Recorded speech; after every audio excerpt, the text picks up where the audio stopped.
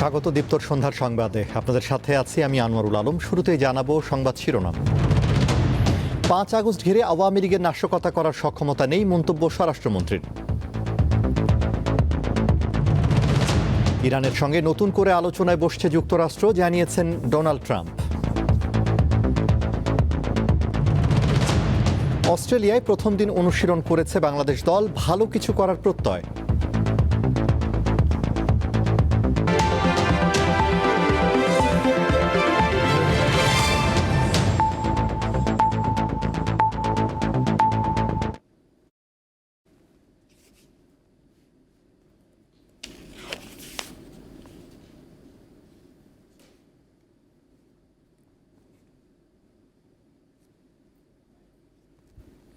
এবার বিস্তারিত।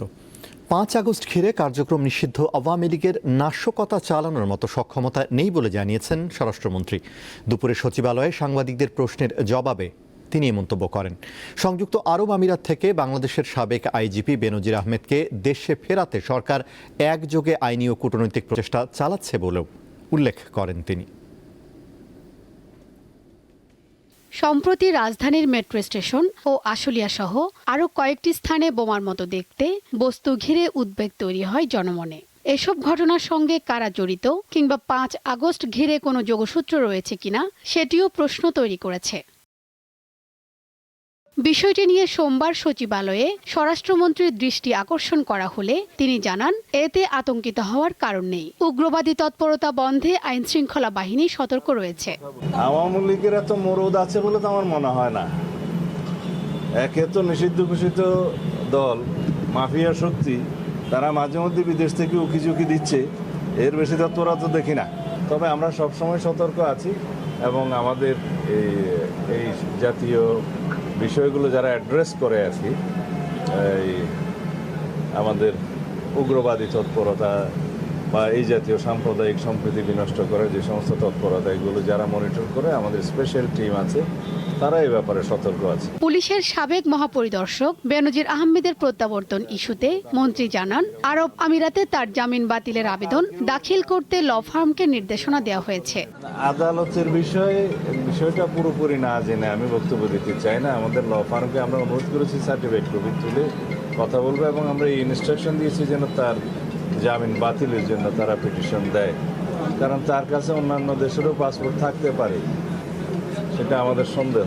দায়িত্ব পালনের সময় পুলিশের সদস্যরা একসঙ্গে যেন চা খেতে বা বিশ্রামে না যান সে বিষয়ে সতর্ক করা হয়েছে বলেও জানান স্বরাষ্ট্রমন্ত্রী। কেউ না কেউ গাড়িতে অ্যাটেন্ড করবে, সব জায়গায় যাতে সতর্ক অবস্থান করে। শিউলি শবনম, দীপ্ত সংবাদ, ঢাকা। ময়লা আবর্জনা নির্দিষ্ট স্থানে ফেলার পাশাপাশি চারপাশের পরিবেশ সুন্দর ও পরিচ্ছন্ন রাখার আহ্বান জানিয়েছেন প্রধানমন্ত্রী তারেক রহমান। আজ এক ভিডিও বার্তায় এ ব্যাপারে তিনি দেশবাসীর কাছে সহযোগিতা চেয়েছেন। আমরা যদি সকলে মিলে একটু সচেতন হই, আমরা যদি নিজেরা সচেতন হই, যত্রতত্র যদি আমাদের ব্যবহারকৃত আবর্জনাগুলো যদি যত্রতত্র আমরা না ফেলে দিই, আমরা যদি একটি নির্দিষ্ট জায়গায় এই আবর্জনাকে জমা করি এবং নির্দিষ্ট উপায়ে যদি এটাকে পরে ধ্বংস করি, তাহলে যেমন আমাদের পরিবেশটি ভালো থাকবে, ঠিক একইভাবে আমরা আমাদের পরিবেশটাকে সুন্দরভাবে রাখতে পারবো। কাজে আসুন না, আমরা যদি আজকে থেকে প্রত্যেকে সচেতন হয়, আমাদের হাতের আবর্জনা বা ব্যবহারকৃত আবর্জনা যদি নির্দিষ্ট জায়গায় সুন্দরভাবে আমরা গুছিয়ে ফেলি, তাহলে ধীরে ধীরে হয়তো আমরা আমাদের এই বাংলাদেশটাকে আবর্জনা মুক্ত করতে পারবো, সুন্দর একটি পরিবেশ গড়ে তুলতে পারবো। নানা অনিয়মের অভিযোগে গাজীপুরের কাশিমপুর ভূমি অফিসের সব কর্মকর্তা কর্মচারীকে সাময়িক বরখাস্ত করেছে জেলা প্রশাসন। সকালে জেলা প্রশাসক তাদের বরখাস্ত করেন। গাজীপুরের জেলা প্রশাসক নুরুল করিম ভূঁইয়া জানান, অতিরিক্ত জেলা প্রশাসক, উপজেলা ভূমি কর্মকর্তা সহ অন্যদের নিয়ে কাশিমপুর ভূমি অফিসে অভিযান পরিচালনা করা হয়। এ সময় উপস্থিত লোকজন কর্মকর্তা কর্মচারীদের দুর্নীতির ব্যাপারে নানা রকম অভিযোগ করেন।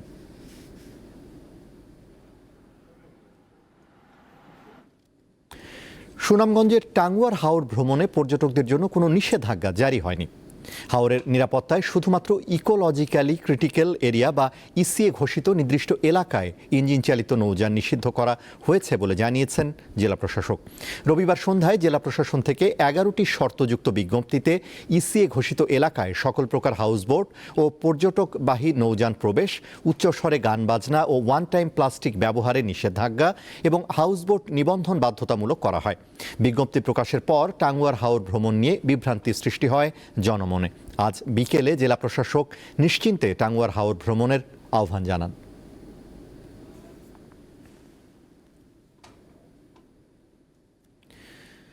বরিশালের বাকেরগঞ্জে একটি বিস্ফোরণের ঘটনায় নারী শিশুসহ 3 জন গুরুতর আহত হয়েছে। পুলিশ জানায়, শাহ আলম হাওলাদারের বাড়ির পাশে রাখা বালু ভর্তি একটি বস্তার কাছে হঠাৎ বিকট শব্দে বিস্ফোরণ ঘটে। এতে 3 জন দগ্ধ হন। বিস্ফোরণের পর এলাকায় আতঙ্ক ছড়িয়ে পড়ে। খবর পেয়ে পুলিশ ঘটনাস্থলে গিয়ে আলামত সংগ্রহ করে এবং তদন্ত শুরু করে। স্থানীয়রা জানান, বালু ভর্তি বস্তার মধ্যে থাকা একটি বোমা বিস্ফোরিত হলে শাহ আলমের স্ত্রী, সন্তান ও ভাগ্নের শরীরে আগুন ধরে যায়। এ সময় তারা প্রাণ বাঁচাতে বাড়ির সামনে তুলাতলা নদীতে ঝাঁপ দেয়। পরে স্থানীয় লোকজন তাদের উদ্ধার করে হাসপাতালে নিয়ে যায়। ঘটনা তদন্তে কাজ করছে পুলিশ।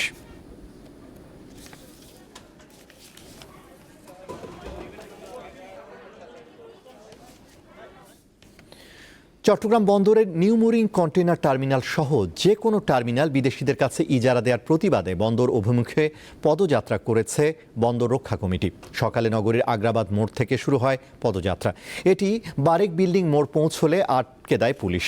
এর আগে একই দাবিতে আগ্রাবাদ মোড়ে বিক্ষোভ সমাবেশ করে সংগঠনটি। দাবি আদায়ে আগামী 15 আগস্ট নগরীতে নাগরিক কনভেনশন করবে তারা। শ্রমিকরা জানান, সম্পূর্ণ বন্দর কোনোভাবেই ডিপি ওয়ার্ল্ড কিংবা অন্য কোনো বিদেশি প্রতিষ্ঠানকে তুলে দেয়া যাবে না।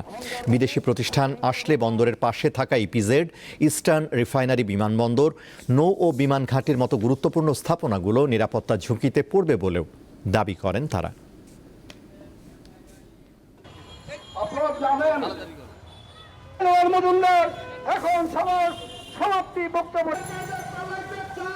আন্তর্জাতিক যুদ্ধ অবসানে আজ থেকে যুক্তরাষ্ট্র ইরানের মধ্যে নতুন করে আলোচনা শুরু হবে বলে জানিয়েছেন মার্কিন প্রেসিডেন্ট ডোনাল্ড ট্রাম্প। স্থানীয় সময় রোববার এয়ারফোর্স ওয়ানে সাংবাদিকদের সাথে তিনি কথা বলেন। ট্রাম্প বলেন, নতুন আলোচনায় হরমুজ প্রণালীর বিষয়টি গুরুত্ব পাবে এবং চূড়ান্ত লক্ষ্য হবে ইরানের পারমাণবিক কর্মসূচির অবসান। তিনি আরও বলেন, যুক্তরাষ্ট্রের বাহিনীর হামলার ব্যাপকতা বুঝতে পেরেছে ইরান, সে কারণে তারা হামলা স্থগিত রাখতে অনুরোধ করেছে। তবে ট্রাম্পের নতুন আলোচনার ঘোষণা নাকচ করেছে তেহরান, বরং হরমুজ প্রণালীতে নৌযান চলাচল নিয়ে ওমানের সঙ্গে আলোচনা করছে বলে জানিয়েছে দেশটি।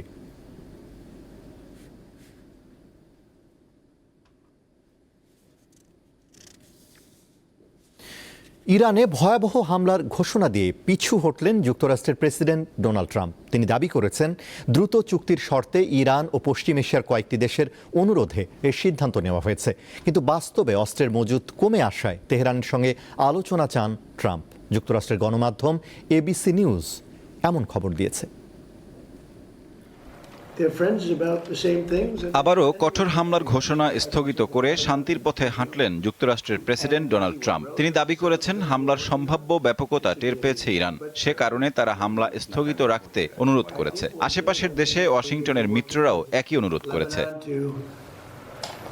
তবে যুক্তরাষ্ট্রের গণমাধ্যম এবিসি নিউজের প্রতিবেদন বলছে অন্য কথা। হোয়াইট হাউসের একাধিক সূত্রের বরাতে তারা জানিয়েছে, গোলাবারুদের মজুদ ফুরিয়ে যাওয়ায় হামলার ঝুঁকি নিতে চাইছেন না ট্রাম্প। প্রতিবেদনে আরও বলা হয়েছে, সম্প্রতি হোয়াইট হাউসে উচ্চ পর্যায়ের এক বৈঠকের পর হামলা না চালানোর সিদ্ধান্ত নেন প্রেসিডেন্ট। ওই বৈঠকে সম্ভাব্য সামরিক পদক্ষেপ, কূটনৈতিক প্রচেষ্টা এবং সেসব সিদ্ধান্তের সম্ভাব্য প্রভাব নিয়ে বিস্তারিত আলোচনা করেন জ্যেষ্ঠ কর্মকর্তারা। বৈঠকে ট্রাম্পকে সতর্ক করেছেন জয়েন্ট চিফস অব স্টাফের চেয়ারম্যান জেনারেল ড্যান কেইন। তিনি বলেছেন, হামলা অব্যাহত থাকলে যুক্তরাষ্ট্রের গোলাবারুদের মজুদ আরও কমে যাওয়ার ঝুঁকি রয়েছে। তাই সামরিক পদক্ষেপের পরিবর্তে ট্রাম্পকে আলোচনার পথে এগোনোর পরামর্শ দেন কূটনৈতিক প্রচেষ্টার নেতৃত্ব দেওয়া ভাইস প্রেসিডেন্ট জেডি ভ্যান্স। তবে গোলাবারুদের ঘাটতির আশঙ্কা উড়িয়ে দিয়েছেন ডোনাল্ড ট্রাম্প। তিনি বলেছেন, প্রয়োজনের চেয়েও বেশি মজুত রয়েছে পেন্টাগনের। আমাদের কাছে প্রয়োজনের চেয়ে বেশি গোলাবারুদ রয়েছে, সব ধরনের অস্ত্রের মজুতও আছে। আমাদের কাছে এত অস্ত্র রয়েছে যা বাস্তবে কখনোই পুরোটা ব্যবহার করতে হবে না। তবে আমি চাই আমাদের মজুত আরও বাড়ুক। মজুদ কমার কথা কিছুটা স্বীকার করে ট্রাম্প বলেন, সাবেক প্রেসিডেন্ট জো বাইডেন ইউক্রেনকে বিপুল অস্ত্র ও গোলাবারুদ দেওয়ায় এমনটি হয়েছিল। আমি দায়িত্ব ছাড়ার সময় আমাদের গোলাবারুদের মজুদ ছিল পরিপূর্ণ। আমি যখন ওবামা প্রশাসনের পর দায়িত্ব নিই তখন পর্যাপ্ত গোলাবারুদ ছিল না। পরে আমি সেই মজুদ গড়ে তুলি, কিন্তু আমি দায়িত্ব ছাড়ার পরই সেখান থেকে বিপুল অস্ত্র ও গোলাবারুদ ইউক্রেনে পাঠানো হয়। যুক্তরাষ্ট্রের প্রতিরক্ষা শিল্প বর্তমানে রেকর্ড অস্ত্র ও গোলাবারুদ উৎপাদন করছে বলে দাবি করেন ডোনাল্ড ট্রাম্প। সাইফুর রহমান শিশির, দীপ্ত, বার্তাকক্ষ। গ্রিসে দাবানল নেভানোর সময় আকাশে দুটি হেলিকপ্টারের সংঘর্ষে 2 জন নিহত হয়েছে। তাদের একজন ডেনমার্কের পাইলট এবং অন্যজন গ্রিসের ফায়ার সার্ভিসের কর্মকর্তা। গ্রিসের রাজধানী এথেন্সের প্রায় 65 কিলোমিটার পশ্চিমে এ দুর্ঘটনা ঘটে। দ্বিতীয় হেলিকপ্টারে থাকা যুক্তরাজ্যের এক পাইলট ও গ্রিসের আরেকজন সমন্বয়কারী কর্মকর্তা বেঁচে গেছেন। দুর্ঘটনার একটি ভিডিওতে দেখা যায় একটি বেল হেলিকপ্টার অন্যটির প্রোপেলারে আঘাত করে। এরপর একটি হেলিকপ্টারে আগুন ধরে যায় এবং সেটি গিরিখাতে গিয়ে পড়ে।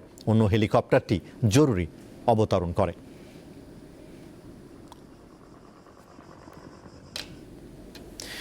ভয়াবহ রূপে ধেয়ে আসছে এল নিনো। এর প্রভাবে তীব্র তাপপ্রবাহ, খরা, বন্যা ও দাবানলে মানুষের জীবন কতটা দুর্বিষহ হয়ে উঠতে পারে তা নিয়ে চলছে আলোচনা। আগাম কোনো পদক্ষেপে কি মিলবে রক্ষার উপায়?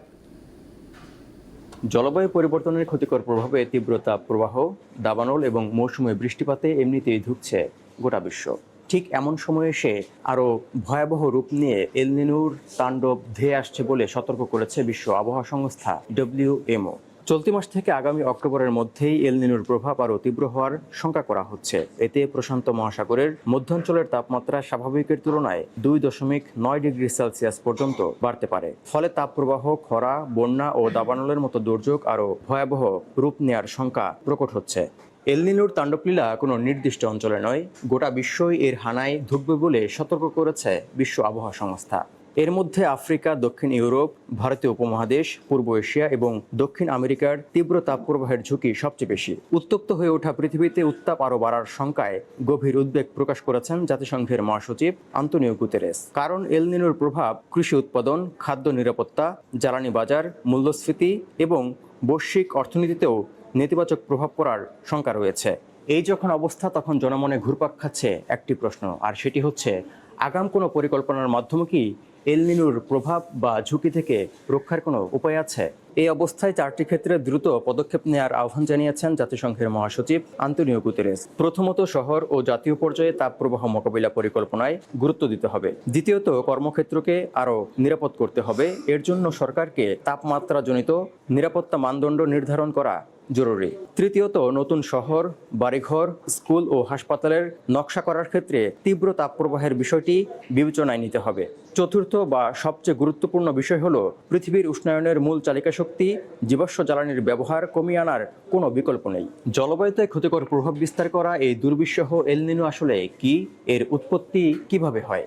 জানা গেছে এল নিনো ঘটনাটি প্রথমত শনাক্ত করেন 1600 দশকে পেরুর জেলেরা। স্বাভাবিকভাবে পূর্ব থেকে পশ্চিম দিকে প্রবাহিত বাতাস যখন দুর্বল হয়ে যায়, তখন উষ্ণ পানি মধ্য ও পূর্বাঞ্চলীয় ক্রান্তীয় প্রশান্ত মহাসাগরে ছড়িয়ে পড়তে শুরু করে।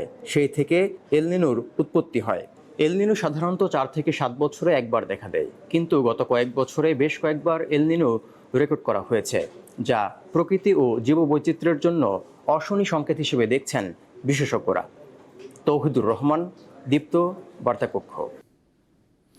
খেলার খবর।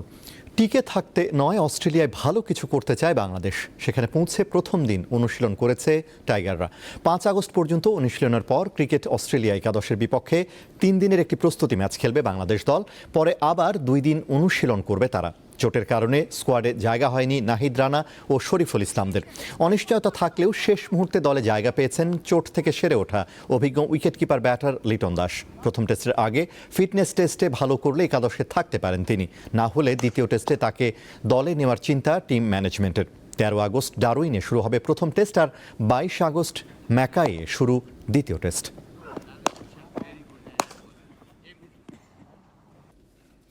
শেষ করব দীপ্তর সন্ধ্যার সংবাদ, তার আগে সংবাদ শিরোনামগুলো জানাবো আরও একবার।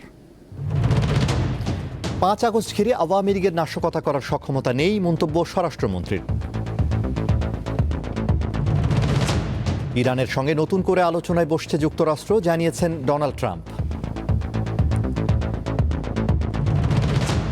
অস্ট্রেলিয়ায় প্রথম দিন অনুশীলন করেছে বাংলাদেশ দল, ভালো কিছু করার প্রত্যয়।